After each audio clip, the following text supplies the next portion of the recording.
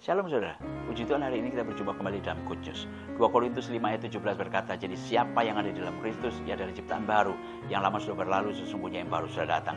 Saudara, banyak orang sulit mengalami kemajuan dalam hidup karena terbelenggu oleh kenangan di masa lalu. Kadang pengalaman masa lalu dapat mempengaruhi rasa percaya diri seseorang dalam mencapai masa depan. Banyak orang yang tidak berani melangkah untuk meraih impian karena kegagalan mereka, karena dosa dan pengalaman pahit di masa lalu.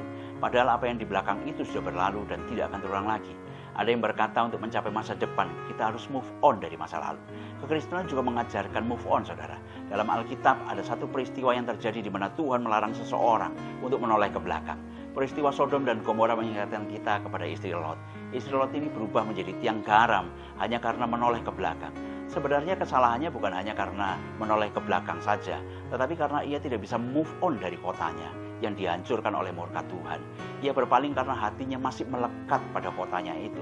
Kisah ini tidak mengajarkan kepada kita agar kita meninggalkan semua yang ada di belakang kita untuk hidup lebih baik bersama Tuhan dengan menggapai masa depan yang lebih cerah. Tuhan Yesus juga pernah mengajarkan move on, yaitu kepada seorang wanita berzinah yang dibawa kepadanya. Yohanes pasal yang ke-8. Tuhan Yesus berkata, pergilah dan jangan berbuat dosa lagi. Tuhan Yesus mengajarkan wanita ini bahwa ketika dosanya sudah diampuni oleh Tuhan, ia harus melupakan semua dosa-dosa itu. Jangan dihantui lagi oleh perasaan bersalah akan dosa di masa lalu. Dan yang lebih penting lagi adalah jangan kembali berbuat dosa. Pelajaran berikutnya yaitu datang dari Paulus yang dulunya bernama Saulus. Dia pernah menjadi orang yang sangat kejam bagi orang-orang Kristen di zamannya. Tapi setelah ia dipanggil Tuhan, ia menyadari betapa jahatnya kelakuannya dulu. Bahkan ia menganggap dirinya yang paling hina di antara semua rasul.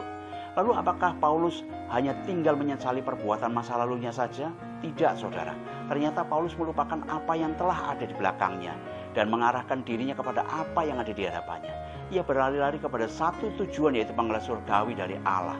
Paulus sadar ia masih punya tujuan. Ia yakin itu berarti ia masih memiliki masa depan.